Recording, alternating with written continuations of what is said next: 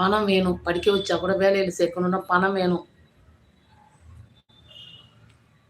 பணம் சம்பாரிக்கணும். 2 பேர் சம்பாரிச்சா தான் அந்த ஒரு பிள்ளைய படிக்க வச்சு முறையா காலேஜ் சேர்த்து, கல்யாணம்லாம் அது தானா பண்றாங்க, பண்ணாம போறாங்க. அது வேற.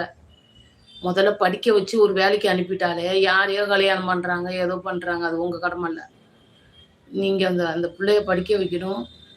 வேலை ஏதோ ஒரு வேலை வாங்கி குடுக்கணும். அவ்வளோதான் முடிஞ்சிச்சு உங்க கடமை. உங்களுக்குன்னு ஒரு பகுதி சேர்த்து வச்சுங்க. அந்த காலத்துல யாருக்கும் தெரியல.